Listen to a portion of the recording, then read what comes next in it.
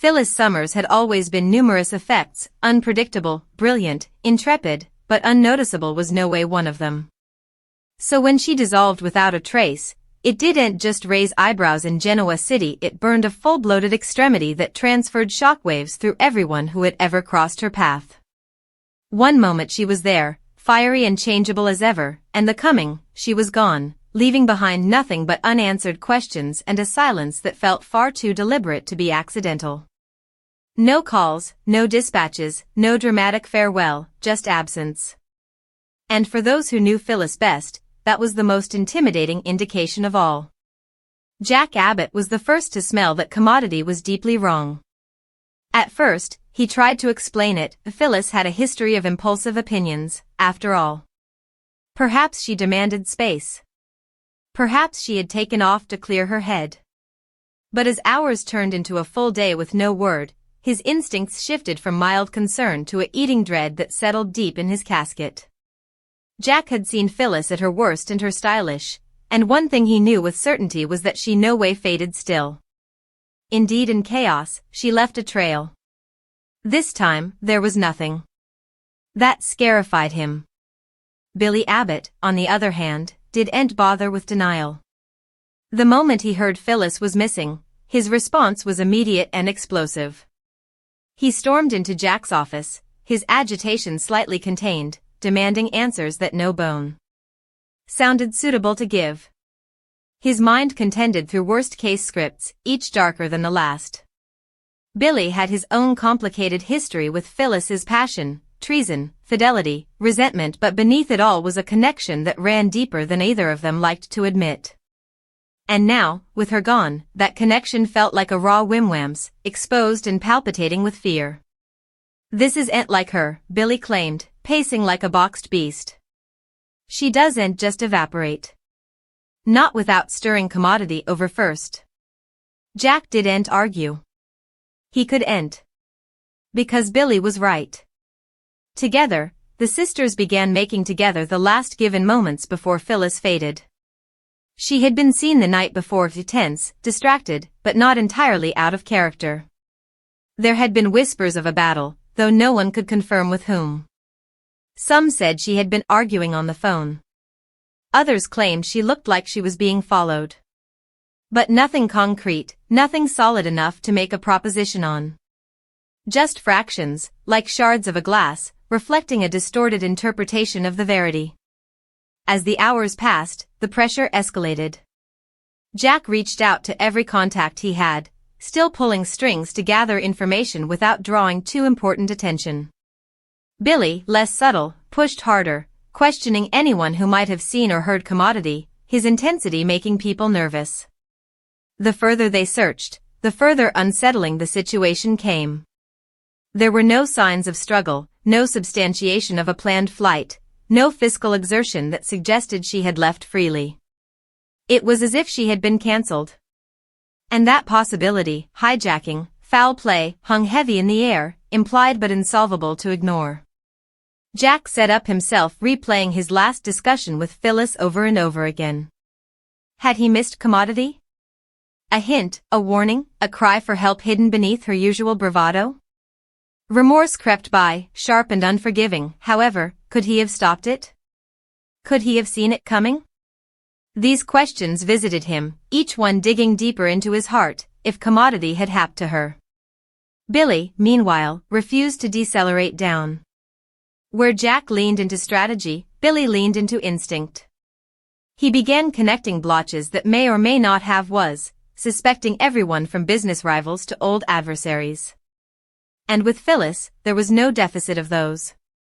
She had made a continuance of bold moves and dangerous choices, and now it sounded those choices might have caught up with her in the worst possible way. "What if this isn't arbitrary?"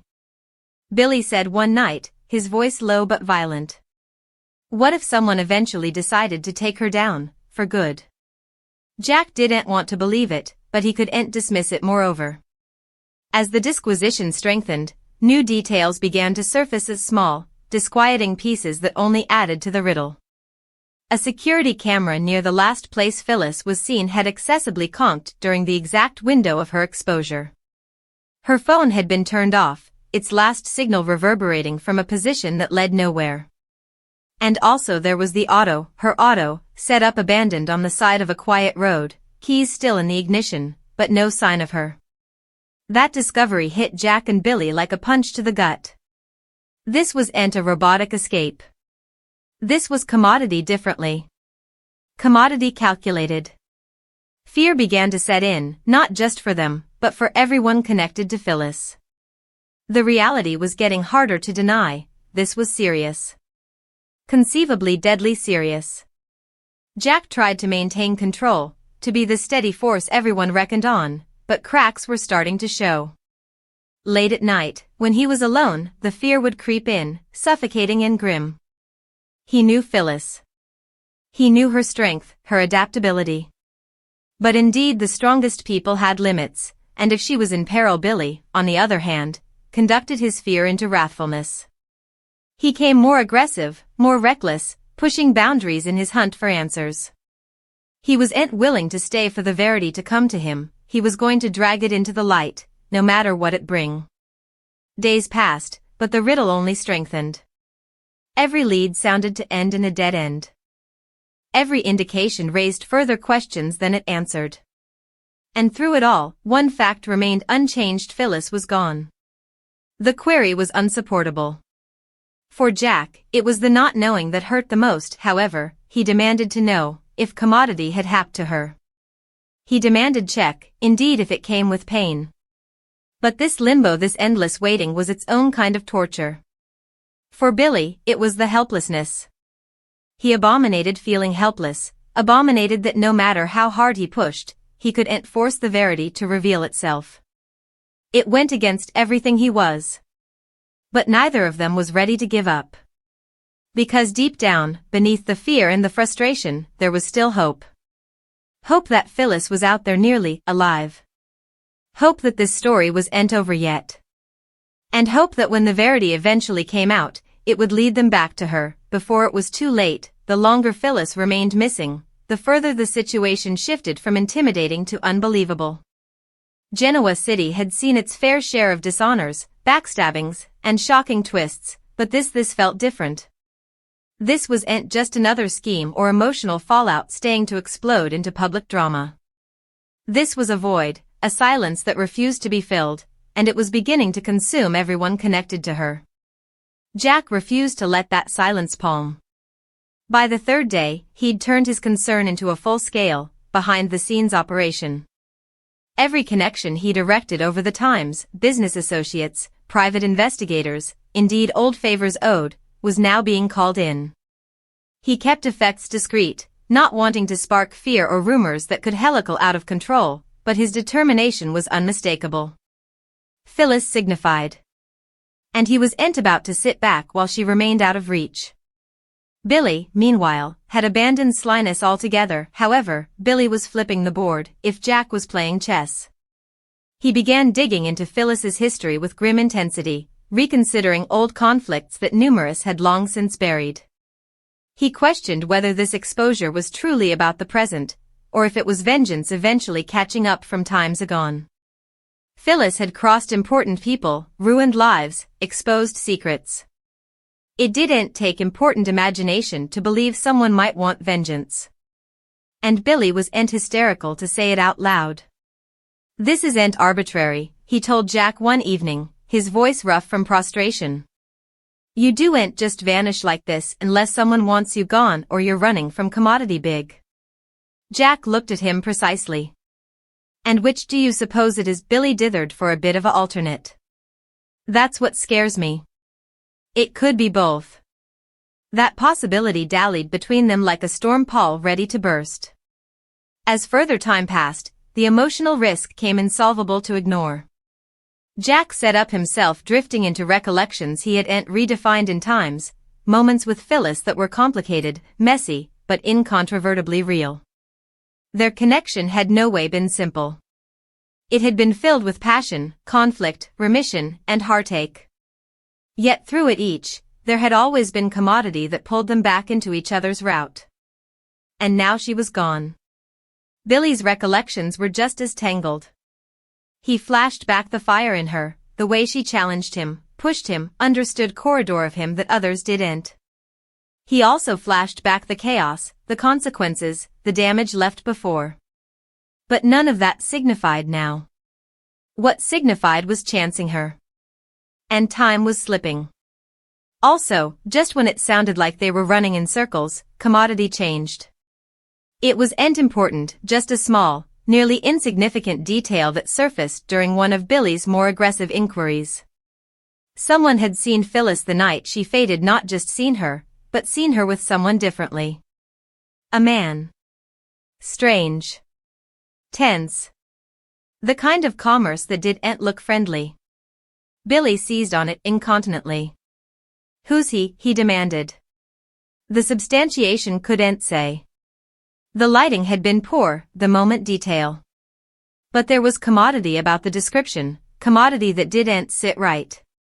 It wasn't just that Phyllis had been with someone unknown. It was the way she had looked. Jack and Billy shifted their focus, zeroing in on this new piece of the mystification. They worked to reconstruct the timeline, tracking movements, cross-referencing locales, trying to identify anyone who matched the vague description. It was meticulous work, filled with frustration and false leads, but it was commodity. And commodity was better than nothing. As they dug deeper, another unsettling detail surfaced. Phyllis had been probing commodity before she dissolved. Still. Intimately. She hadn't told anyone, not Jack, not Billy, not indeed those closest to her. But traces of it were there, hidden in her recent exertion. Calls made to figures that didn't belong to her usual circle. Meetings that sounded out of place. Fractions of a mystification she had been trying to break alone. Jack felt a bite run through him as the consummation settled in. She knew commodity, he said still. Or she was about to. Billy's expression hardened. And someone made sure she didn't get the chance to finish. The counter-accusations were clear, and dangerous, however, also whoever was involved wasn't going to back down fluently, if Phyllis had uncovered commodity big enough to put her in detriment's way. This wasn't just about chancing her presently. It was about understanding what she had stumbled into. And whether they were formally too late. The pressure escalated snappily. Jack began to worry not just about Phyllis, but about Billy as well. His family's grim pursuit of the verity was applaudable but reckless. Billy wasn't allowing about consequences. He was charging forward, driven by emotion, and that kind of approach could fluently put him in the same peril Phyllis had faced. Meanwhile, the rest of Genoa City began to feel the ripple goods of Phyllis's exposure. Rumors spread. Enterprise grew. People started asking questions that didn't have answers. And with each passing day, the sense of apprehension only strengthened. Phyllis Summers had always been numerous effects, unpredictable, brilliant, intrepid, but unnoticeable was no way one of them, and the longer her absence stretched across Genoa City like a gathering storm, the further that single, insolvable verity began to unravel everything people allowed. They knew about her. It wasn't just that she was gone, it was how fully she had dissolved, as though someone had reached into the fabric of her life and pulled her out without disturbing the vestments around her. No digital footmark, no rumored farewell, no trail of chaos left behind, just a nipping void where her presence used to be. And in a city where secrets had a way of surfacing no matter how deeply they were buried, that kind of exposure didn't feel natural. It felt finagled. Deliberate. Dangerous. Jack Abbott couldn't shake the feeling that every fleeting hour was a step closer to commodity unrecoverable. What had started as quiet concern had evolved into a grim, eating urgency that refused to let him rest. He moved through his days with a forced countenance, handling business calls and meetings with rehearsed ease, but behind that calm surface was a mind contending through possibilities, each one darker than the last. He replayed every commerce he'd had with Phyllis in recent weeks, searching for cracks in the face, moments where she might have suggested it trouble, indeed subtly. But that was the problem with Phyllis. She thrived in chaos. She danced on the edge of peril like it was alternate nature. And because of that, it was nearly insolvable to distinguish between her usual unpredictability and a genuine cry for help. Billy Abbott, meanwhile, had abandoned any pretense of normality. His world had narrowed to a single ideal: find Phyllis, no matter the cost. Sleep came voluntary. Tolerance came absent. He chased every lead with reckless determination, pushing people harder than he should, crossing lines that others would vacillate to approach. But Billy didn't watch about lines, not presently. Not when Phyllis was out there nearly, conceivably in peril, conceivably alone. His feelings were an unpredictable blend of wrathfulness, fear, and guilt, and they fueled every decision he made. Because beneath all the history, all the complicated layers of their relationship, there was one inarguable verity: he couldn't stand the study of losing her like this. As the disquisition strengthened, the pieces of the mystification refused to fit together.